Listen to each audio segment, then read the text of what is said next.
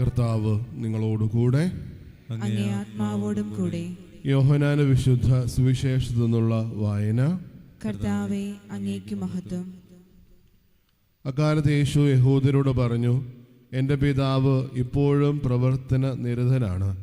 ഞാൻ പ്രവർത്തിക്കുന്നു. ഇതുമൂലം അവനെ വധിക്കാൻ യഹൂദർ കൂടുതലായി പരിശ്രമിച്ചു. കാരണം അവൻ സാബത്ത് ലംഘിക്കുക മാത്രമല്ല, തന്നെ ദൈവതുല്യനാക്കിക്കൊണ്ട് ദൈവത്തെ തൻ്റെ പിതാവെന്ന് വിളിക്കുകയും ചെയ്തു. യേശു പറഞ്ഞു, സത്യം സത്യമായി ഞാൻ നിങ്ങളോട് പറയുന്നു, പിതാവ് ചെയ്തത് കാണുന്നതല്ലാതെ പുത്രന് സ്വയം ഇഷ്ടമനുസരിച്ച് ഒന്നും പ്രവർത്തിക്കാൻ സാധിക്കുകയില്ല. എന്നാൽ പിതാവ് ചെയ്യുന്നതെല്ലാം അപ്രകാരം തന്നെ പുത്രനും ചെയ്യുന്നു. എന്നാൽ പിതാവ് പുത്രനെ സ്നേഹിക്കുകയും താൻ ചെയ്യുന്നതെല്ലാം അവനെ കാണിക്കുകയും ചെയ്യുന്നു. നിങ്ങൾ വിസ്മയിക്കാത്ത വിധം ഇവയേക്കാൾ വലിയ പ്രവൃത്തികളും അവിടുന്ന് അവനെ കാണിക്കും. പിതാവ് മരിച്ചവരെ ഉയർത്തെഴുന്നേൽപ്പിച്ച് അവർക്ക് ജീവൻ നൽകുന്നത് പോലെ തന്നെ പുത്രനും താൻ ഇച്ഛിക്കുന്നവർക്ക് ജീവൻ നൽകുന്നു. പിതാവ് ആരെയും വിധിക്കുന്നില്ല, വിധി മുഴുവനും അവിടുന്ന് പുത്രനെ ഏൽപ്പിച്ചിരിക്കുന്നു. പിതാവിനെ ആദരിക്കുന്നത് പോലെ തന്നെ എല്ലാവരും പുത്രനെയും ആദരിക്കേണ്ടതിനാണ് ഇത്. പുത്രൻ ആരാധിക്കുന്ന ആരവരും അവരെ അയച്ച് പിതാവിനെയും ആദരിക്കുന്നില്ല. സത്യം സത്യമായി ഞാൻ നിങ്ങളോട് പറയുന്നു, എൻ്റെ വചനം കേൾക്കുകയും എന്നെ അയച്ചവനെ വിശ്വസിക്കുകയും ചെയ്യുന്നവന് നിത്യജീവനുണ്ട്. അവന് ശിക്ഷാവിധി ഉണ്ടാവുകയില്ല. പ്രത്യുത അവൻ മരണത്തിൽ നിന്ന് ജീവനിലേക്ക് കടന്നു വന്നിരിക്കുന്നു. സത്യം സത്യമായി ഞാൻ നിങ്ങളോട് പറയുന്നു, മരിച്ചവർ ദൈവപുത്രൻ്റെ സ്വരം ശ്രവിക്കുന്ന സമയം വരുന്നു, അല്ല വന്നു കഴിഞ്ഞു. ആ സ്വരം ശ്രവിക്കുന്നവർ ജീവിക്കും. എന്നാൽ പിതാവിന് തന്നിൽ തന്നെ ജീവനുള്ളതുപോലെ പുത്രനും തന്നിൽ തന്നെ ജീവനുണ്ടാകുവാൻ അവിടുന്ന് വരം നൽകിയിരിക്കുന്നു. മനുഷ്യപുത്രനായതുകൊണ്ട് വിധിക്കാനുള്ള അധികാരവും അവന് നൽകിയിരിക്കുന്നു. ഇതിൽ നിങ്ങൾ വിസ്മയിക്കേണ്ട. എന്തെന്നാൽ കല്ലറയിലുള്ളവരെല്ലാവരും അവൻ്റെ സ്വരം ശ്രവിക്കുന്ന സമയം വരുന്നു. അപ്പോൾ നന്മ ചെയ്തവർ ജീവൻ്റെ ഉയർപ്പിനായും തിന്മ ചെയ്തവർ ശിക്ഷാവിധിയുടെ ഉയർപ്പിനായും പുറത്തു വരും. സ്വമേധയാ ഒന്നും ചെയ്യാൻ എനിക്ക് സാധിക്കുകയില്ല. ഞാൻ ശ്രമിക്കുന്നത് പോലെ ഞാൻ വിധിക്കുന്നു. എൻ്റെ വിധി നീതിപൂർവകമാണ്. കാരണം എൻ്റെ ഇഷ്ടമല്ല, എന്നെ അയച്ചവൻ്റെ ഇഷ്ടമാണ് ഞാൻ അന്വേഷിക്കുന്നത്. കർത്താവിൻ്റെ സുവിശേഷം. ക്രിസ്തുവേ, അങ്ങേക്ക് സ്തുതി.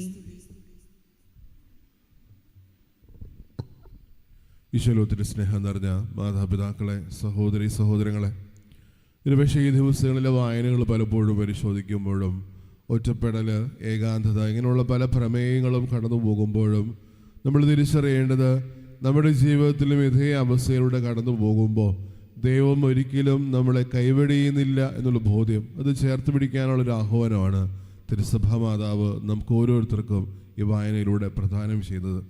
ആദ്യ വായനയിൽ നമ്മളൊരു ഭാഗം പരിശോധിക്കുമ്പോൾ സ്വന്തം നാടും വീടും അല്ലെങ്കിൽ നഗരവും ദേവാലയവും ഒക്കെ നഷ്ടപ്പെട്ടുകൊണ്ട് ദൈവത്തിന് മുമ്പിൽ നീ ഞങ്ങൾ ഓരോരുത്തരെയും കൈപിടിഞ്ഞു എന്ന ബോധ്യത്തിൽ, അല്ലെങ്കിൽ മാനുഷികമായിട്ട് ചിന്തിക്കുമ്പോൾ പോലും ഇതൊന്നും തങ്ങളുടെ ജീവിതത്തിലില്ലയോ എന്നുള്ളൊരു ബോധ്യത്തിൽ പ്രാർത്ഥിക്കുന്ന ഒരു കൂട്ടം മനുഷ്യരെയാണ് നമ്മൾ കാണുന്നത്. ബാബിലോൺ പ്രയാണത്തിൽ അവർ ജീവിതത്തിലൂടെ അവർ കടന്നുപോയ ആ ഒരു ദുർദിനങ്ങൾ, അല്ലെങ്കിൽ ആ ഒരു ദിനങ്ങളിൽ ഓരോ നിമിഷവും കടന്നു പോകുമ്പോൾ ദൈവം കൂടെയുണ്ട് എന്നുള്ള കാര്യം പലപ്പോഴും വിശ്വസിക്കാൻ അവർക്ക് പറ്റാതെ പോയ നിമിഷങ്ങളുണ്ട്.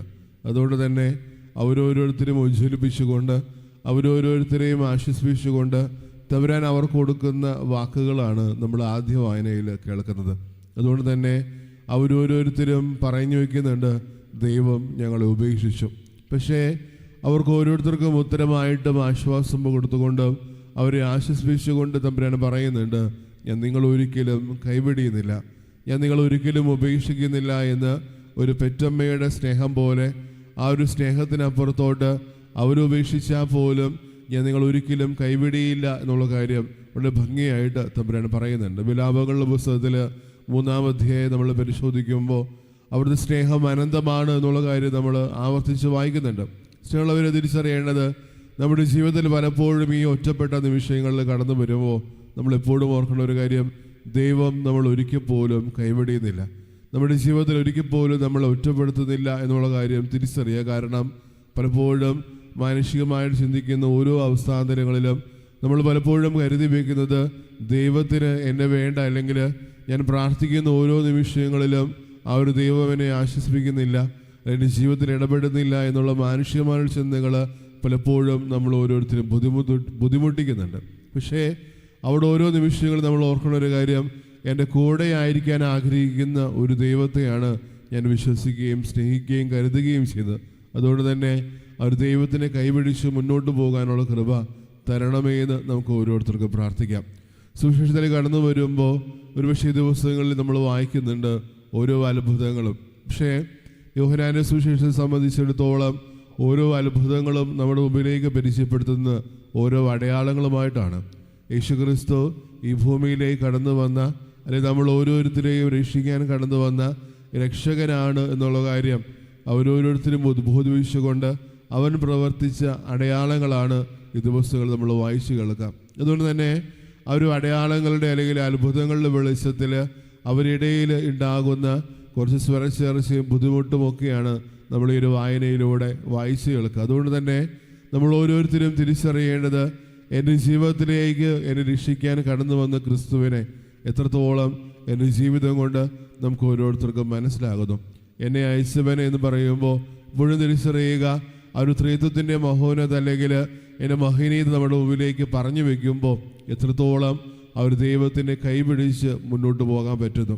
ആ ഒരു കാലഘട്ടത്തിൽ അവർക്ക് പലപ്പോഴും ഈ അത്ഭുതങ്ങളുടെ പ്രവൃത്തികളുടെ ഇടയിൽ മാനുഷികമായിട്ട് പലപ്പോഴും ഒരു അത്ഭുതാഭാവത്തോടെ പലപ്പോഴും അവർ നോക്കി നിൽക്കുമ്പോഴും അവരേറെ ചിന്തിപ്പിച്ചത് ഇതെങ്ങനെ സംഭവിക്കുന്നു എന്നുള്ള കാര്യമാണ്.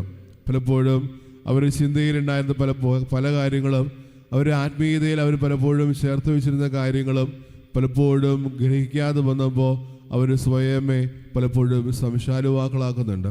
നമ്മളെപ്പോഴും തിരിച്ചറിയേണ്ടത്, ഈ ഒരു ക്രിസ്തുവിനെ എൻ്റെ ജീവിതത്തിൽ നിന്ന് എനിക്ക് അംഗീകരിക്കാൻ പറ്റുന്നുണ്ടോ, അല്ലെങ്കിൽ എൻ്റെ സ്നേഹത്തിൽ പലപ്പോഴും ഈ ഒരു ദൈവത്തെ തേടാൻ എനിക്ക് പറ്റുന്നുണ്ടോ എന്നുള്ള കാര്യമാണ്. പലപ്പോഴും അത്ഭുതങ്ങളും അടയാളങ്ങളും സംഭവിക്കുമ്പോഴും ഒരു വ്യക്തിപരമായിട്ടുള്ള ബന്ധം എനിക്ക് എൻ്റെ ജീവിതത്തിൽ ഒരു ദൈവത്തോട് ചേർത്ത് പിടിക്കാൻ പറ്റുന്നുണ്ടോ എന്നുള്ള കാര്യം നമുക്ക് ഓരോരുത്തർക്കും ആത്മശോധന ചെയ്യാം.